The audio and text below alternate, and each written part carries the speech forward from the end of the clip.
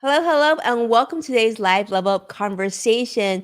Whether you're tuning in live or catching me on the replay, thank you so much for being here. Happy Thursday. Let's dive right in. Welcome to Level Up with Winnie Sun.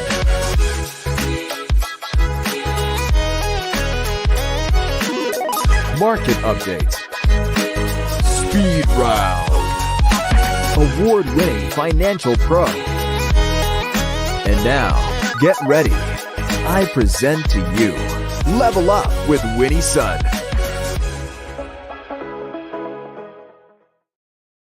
Hi, friends, and welcome to the show. Happy Thursday. Can you believe the week is moving so quickly?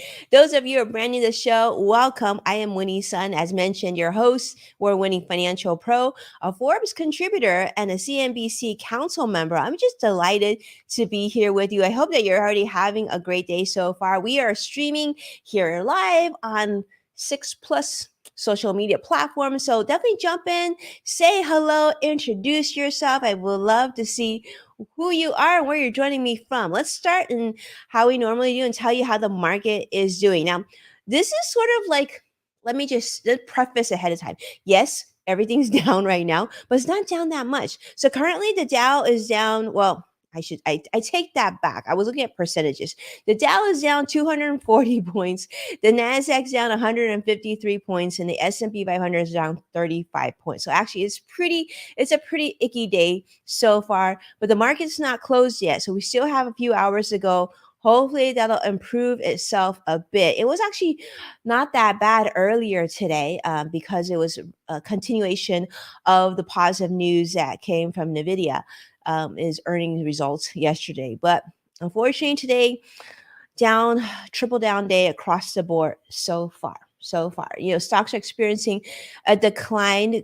Yes, the excitement of Nvidia's impressive results were cool, and people were excited about that. But investors are also very much tuned in on what's happening in Jackson Hole, Wyoming. And you might be like, "What's going on in Jackson Hole besides Yellowstone?" Well, there's someone very important there.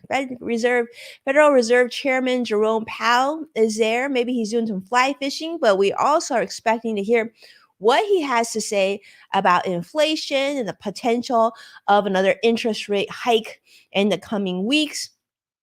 The S&P 500 and the very tech heavy Nasdaq also seeing declines along with the Dow because investors are just waiting to see like what this is going to look like. Does that mean that they're going to have to increase interest rates some more to get inflation down some more? That could obviously impact a lot of things, including the real estate market, the stock market, and how people feel about their finances as we now are, very much into fall and moving into the winter season.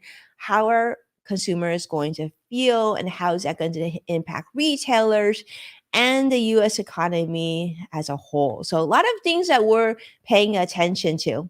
Now, speaking of retailers, one of the stories that I found that I think that should be on your radar is what's going on in the credit card space, and most specifically retailer credit cards. You know what these are? It's like when you go to the mall and you go to a store and they're like, "Oh, would you like to open our credit card? And if you open our credit card, you'll get 10 or 20% off your entire purchase today." And all of a sudden, you sign up, you give them your social security number, you get this new fancy credit card, and maybe you're good about paying it off, and that's great. But there's a lot of people who aren't good about paying it off and who will then accumulate more credit card debt and pay more interest. And as you probably know, unlike sort of the major typical Visa, MasterCard, those type of credit cards, consumer retailer credit cards can have some of the highest interest rates known to man, in fact. So Macy's did issue a warning about their credit card sales recently, saying that there's been a significant decline. This is sending shockwaves through the retail industry because a lot of retailers, Nordstrom, Macy's, you probably know Express, a lot of retailers have credit cards and they've been experiencing some impact because of consumer health and sort of the consumer psyche that's impacted their credit card sales. In fact, consumers are facing almost 32% of annual percentage interest on the Macy's credit card. For those who are struggling to pay off their debt and balances, which is leading the company to having to take write offs. As you may know, this is a big part of sort of retailer business. If you didn't know, like I honestly I did know, but I didn't know it was this effect. In fact, Macy CFO Adrian Mitchell has noted that because of higher delinquencies, and actually, Adrian specifically notes that there's been higher delinquencies for those households who earn less than $75,000 a year and below. So, year to date, Macy's credit card sales have dipped around 24%, only almost a quarter of what they were compared to last year. That's really significant when we're talking financial numbers, right? So Macy's credit card, to give you an idea of how much does this contribute to their operating profits, this might be interesting to you. Because you think of, go to Macy's, you may buy like, back to school clothing, you might buy some socks, things like that. Well, it's even more than that. Credit card business for Macy's represents last year almost 50%, 49% in 2022, up from 35% in 2021. That's how much this business means to Macy's. That's crazy. I didn't know that. Nordstrom's, Kohl's, all these competitors also seeing an impact on their business as well, credit card business. But credit card sales make up such a substantial portion of operating profits for these retailers that any little bit of change can actually have quite a noticeable effect. All right. Speaking of changes and things that when you kind of listen to what I'm going to share with you today, I want you to think about how everything coincides. Like we know that all these sort of themes will coincide, the economy, the stock market, but I want you to think about how some of these things can actually affect how you buy things and your retirement savings and how that can all come to play, even though it may not be specifically completely for you. Like you might not have retailer store credit card debt or credit cards in general. But think about how that can impact other things that you purchase. Like you may have kids like I do. Like today was actually first day of school for one of my kids. But then how that'll impact the jacket or the backpack that you need to purchase because obviously they need to make up some of those earnings from other places, right? So this is all going to impact inflation concerns and other things like that. Now let's segue over to a really big topic, and that is student loans. Now, I know not everybody has student loans, but I want you to hear about this because this could again impact other parts of your spending and your retirement savings as well.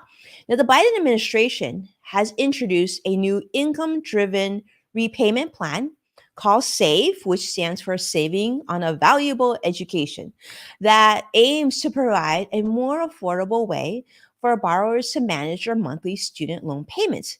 Now, as you know, you might not have student debt, but this is a really big issue for a lot of Americans today, especially for our younger workforce and younger Americans and those who are just starting off, in their first job or looking to purchase their first home and maybe, wanting to start a family. This is a big issue.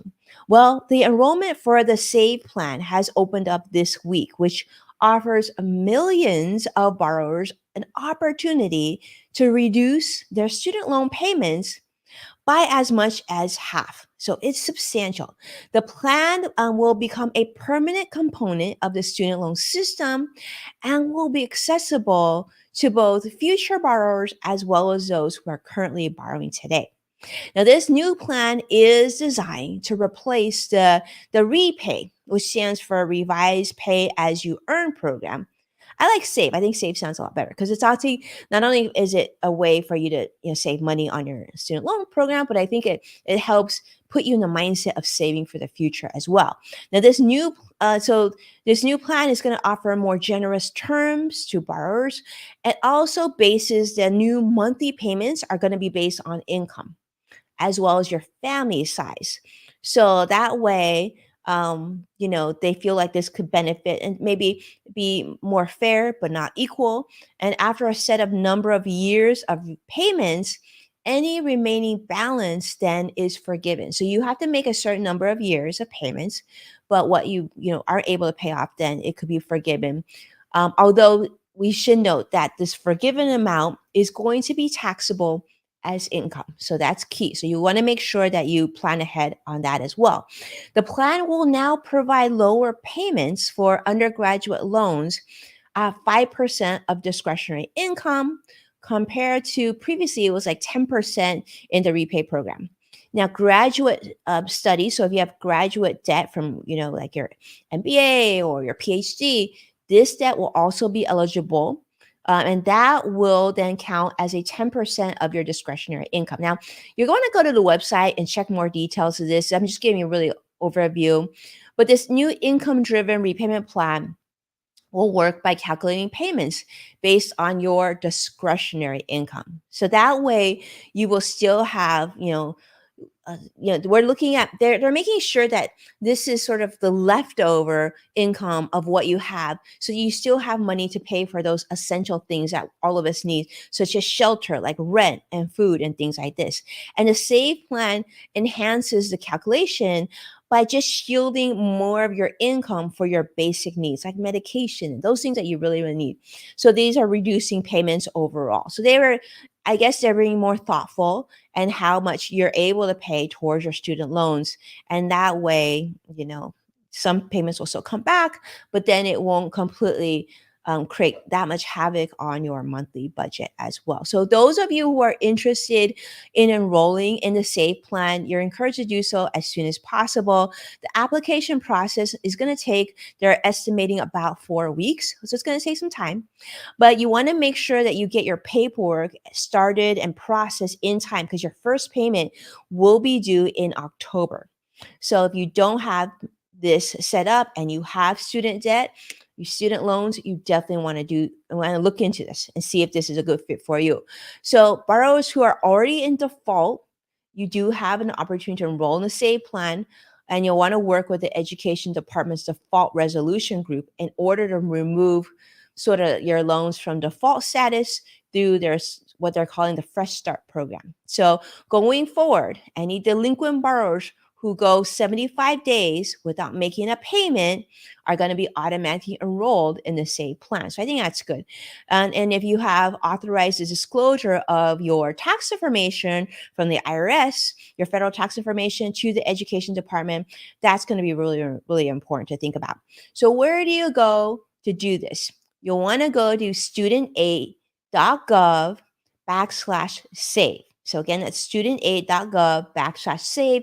We'll make sure to add that in the comments below so you'll have that. They're estimating this is going to take like 10 minutes. I'm guessing if a lot of people are in the system, it could slow down from that. But once you get in, it should take 10 minutes. And they're saying there's going to be a lot of people that are available to help you when you enroll and update information. Then you should be able to do that without needing tax documentation. They're trying to make it as simple as possible for you. All right. So speaking of spending, I'm going to segue over to my next story. Now, these are some brands that they are saying are going to be really most sensitive to student loans. And I think some of these might surprise you. I found this other article and I just want to weave into that story because I think this is really impactful for us to think about as we talk about like the bigger financial picture. And when you think about your money and how you want to make those decisions for yourself, it's not like things are just in a vacuum, right? We talked about credit card debt and then at a retailer, and then we went over to student loans. Now we're going to talk about spending. So student loan payments are now resuming, and there are definitely some retailers and restaurants who are concerned because they're saying, like, well, a big group of our customers now are going to have to be worried about making payments to your student debt. So Macy's, once again, CFO Adrian Mitchell, Walmart CEO Doug McMillon highlighted the potential impact of student loan repayments on household budgets, which they say really are going is going to lead to a slowdown in spending, because now that interest starts to accrue on September 1st on student loans, which is literally just next week, payments will then restart on October 1st. And this is going to estimate, this is going to impact around 40 million consumers. Huge number. So retailers that have exposure to less spending are any companies that are really focused on that younger, you know, early career consumer who have student loans. Now, companies such as, you probably can think of some now that I'm just talking about this, right? So they're naming companies like Walmart and Target and Ulta, Sephora, like I'm guessing like the Gap, Abercrombie, a lot of these like, brands that really geared toward that younger market. They're also saying a lot of restaurants might experience up to a 2% annual headwind as well in spending as student loan payments resume. So a lot of these discretionary sectors like clothing, specialty retail, think about that. For those of you who are planning, your retirement savings or your own portfolio, and think about how that'll impact you and your day-to-day spending as well.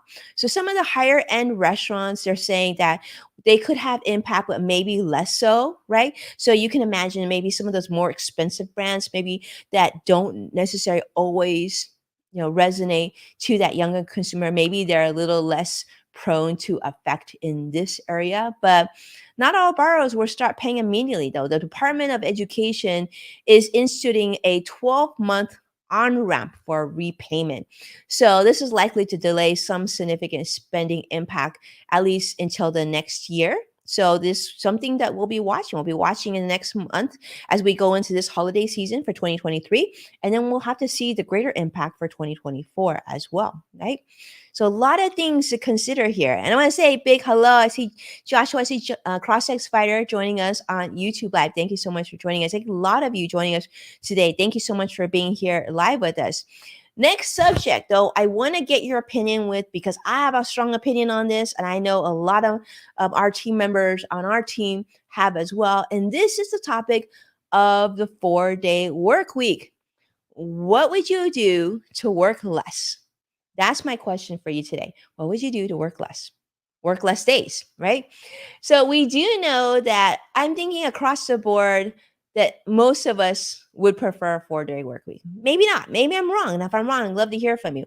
But my friend Lori Konish from CNBC recently published an article. Definitely check out her article. It's a great one about a recent survey by Bankrate, which reveals that a whopping 81% of full-time workers and those who are looking for a new job prefer a 4-day work week over the traditional 5-day schedule. I'm totally with you on this. I would love to go on a 4-day work week. I would love my team to go on a 4-day work week. But if someone could just send a message to like the stock exchange so we could do that, I'd really appreciate it. But among those in favor of the shorter work week, 89%, almost 90% actually are willing to make sacrifices to only work 4 days. In fact, over half of them, 54%, are open to working longer hours on those 4 days. And 37% would even consider changing jobs or industries in order to accomplish that. And 27% said that they would be willing to increase their office presence or work in person more often in order to experience a 4-day work week. So, yeah, so I thought that was pretty a really, really interesting study. I'm guessing you're not completely surprised by that, because I wasn't totally surprised, but just the volume of numbers, I think that tells a story quite clearly. Other potential sacrifices, including working off-peak hours, about a quarter of people, about 23%, said that they would be willing to do that, and taking a job less aligned with their interests.